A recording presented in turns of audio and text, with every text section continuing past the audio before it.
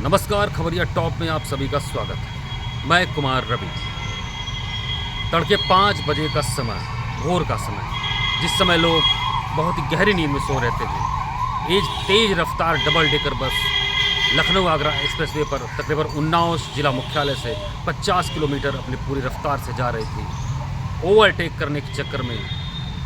बस के चालक को हल्की सी झपकी आती है और वह झपकी 18 यात्रियों को हमेशा के लिए मौत की नींद सुला देती है और तकरीबन 1 दर्जन यात्री आज भी सांसें अस्पतालों में गिन रहे हैं, अपने तीमारदारों के साथ, अपने परिजनों के साथ। पूरे प्रदेश सरकार में अफरा तफरी का माहौल मच जाता है। सुबह यह बुधवार को यह तड़के 5 बजे यह घटना होती है। यह बस डबल डेकर बस नमस्ते बिहार के नाम से यह सीतामढ़ी से तकरीबन 70 यात्रियों को लेकर दिल्ली को जा रही थी। और ऐसे में सवाल यह उठता है कि किस तरीके से यह बस, सबसे हैरानी की जो बात है, इस बस का न कोई पॉलिसी, न कोई बीमा था और इसका जो एक फिटनेस भी था वह भी 2 साल पहले ख़त्म हो चुका था। सबसे चौंकाने वाली बात यह है, इस समय प्रदेश सरकार के निर्देश पर परिवहन विभाग 8 जुलाई से 22 जुलाई तक सड़क सुरक्षा पखवाड़ा सप्ताह मना रहा है। यानी कि परिवहन आयुक्त से लेकर परिवहन मंत्री तक का सख्त निर्देश है कि सड़कों पर, हाईवे पर लगातार प्रवर्तन चेकिंग अभियान किए जाए ताकि सड़क हादसों को रोका जा सके। बार बार सीएम योगी ने ऐसे सार्वजनिक कार्यक्रमों में लगातार लोगों को चिताया है, अफसरों को, परिवहन विभाग के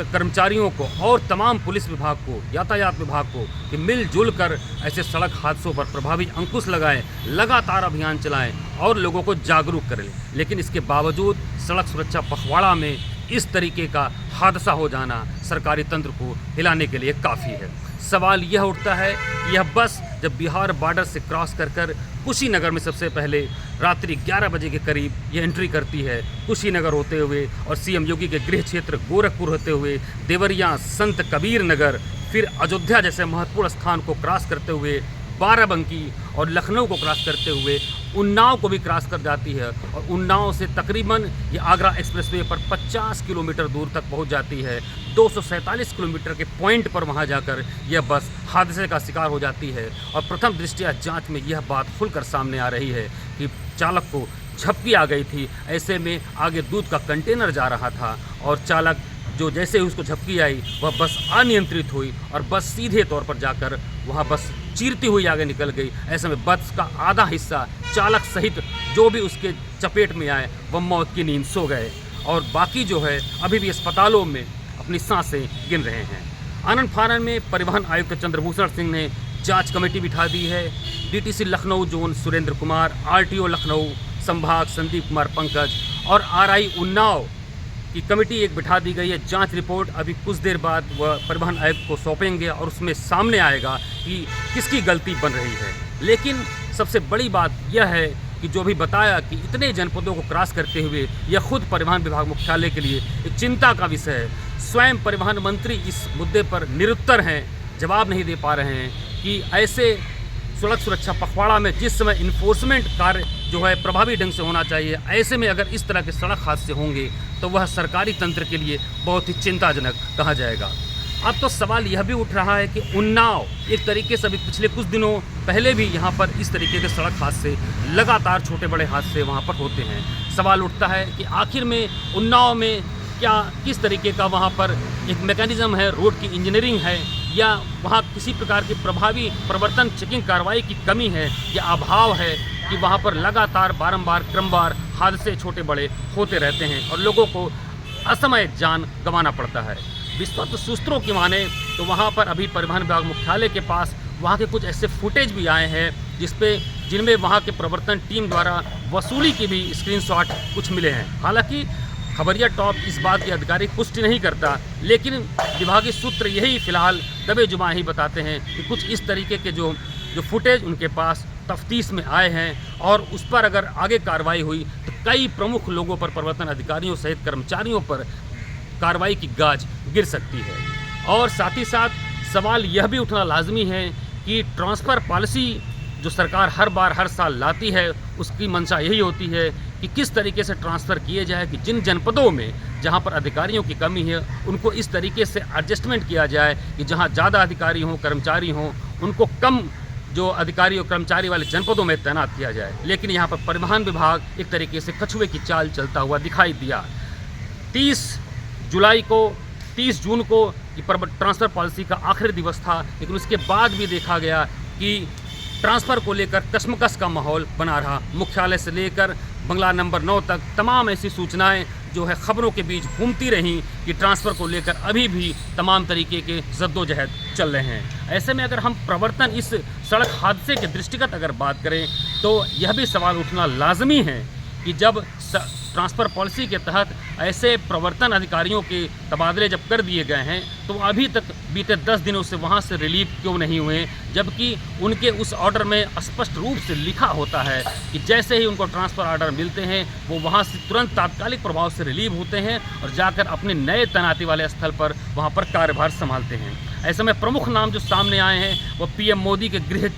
के संसदीय क्षेत्र बनारस से ARTO प्रशासन सर्वेश चतुर्वेदी का नाम आ रहा है कि उनका तबादला प्रयागराज प्रवर्तन के लिए हो गया है, लेकिन अभी तक वहाँ से रिलीव नहीं हुए। इसी प्रकार से अयोध्या में ARTO प्रवर्तन प्रवीण कुमार सिंह भी अमेठी के लिए हो गए हैं, लेकिन अभी तक वहाँ से वो रिलीव नहीं हुए। इसी तरीके से अगर देखा जाए तो इलाहाबाद से अलका शुक्ला भी हैं, उनको भी रिलीव होना बाकी है। और सुल्तानपुर से नंद कुमार का बुलंदशहर के लिए हो गया है, वह भी वहाँ से अभी तक हिले नहीं हैं। ऐसे तमाम, और रायबरेली में भी जो बलरामपुर से आने वाले थे ARTO प्रवर्तन चार्ज लेने, अभी तक वहाँ पर ये चार्ज नहीं लिए। तो ये सब ऐसे जनपद है जहाँ से ये बसें बिहार बॉर्डर को क्रॉस करते हुए कहीं गोरखपुर तो कहीं बनारस बॉर्डर के सहारे लखनऊ, राजधानी, रायबरेली, फैज़ाबाद, अयोध्या, अंबेडकर नगर ऐसे हाईवे को क्रॉस करते हुए, एक्सप्रेस वे को क्रॉस करते हुए और तमाम वो दिल्ली और हरियाणा और पंजाब तक जाती हैं। तो यह भी सवाल एक उठना लाजमी है। लेकिन अब सवाल यह भी है कि किस तरीके से प्रवर्तन कार्य किए जा रहे हैं, और जो अभी जांच कमेटी में भी कुछ देर बाद यह खुलासा होगा कि आखिर किस तरीके से कार्रवाई करके इस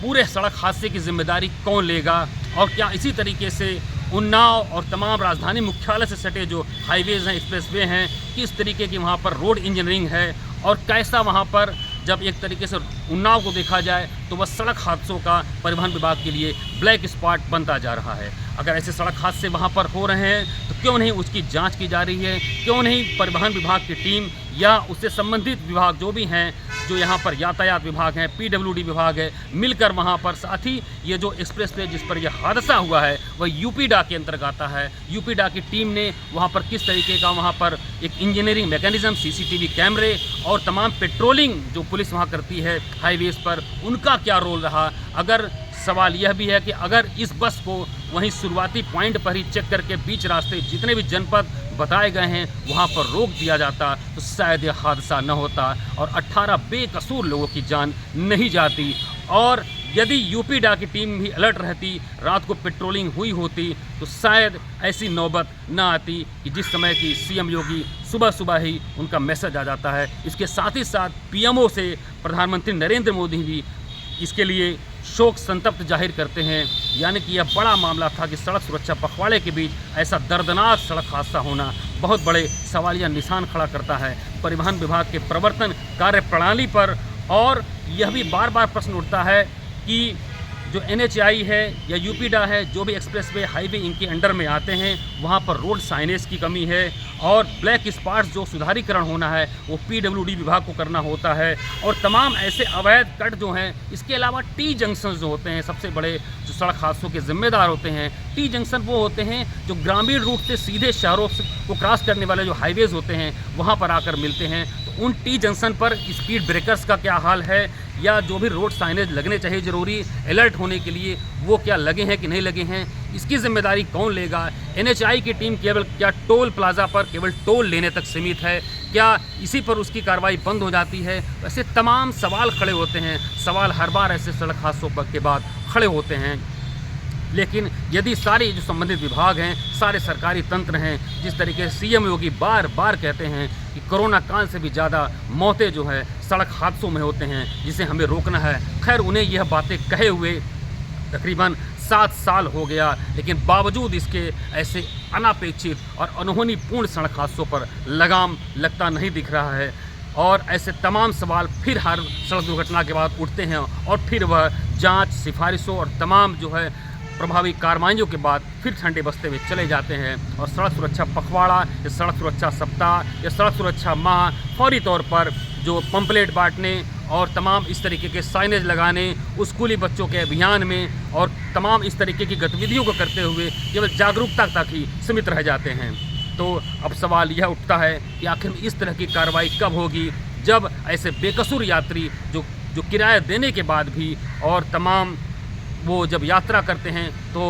यह सरकारी तंत्र की लापरवाही का खामियाजा भुगतते हैं और अपनी जान गंवा बैठते हैं। तमाम ऐसे और भी सवाल हैं जो इस हादसे को लेकर खड़े होते हैं। लगातार खबरिया टॉप की टीम के साथ आप बने रहिएगा। कुमार रवि, कैमरामैन संजीव के साथ।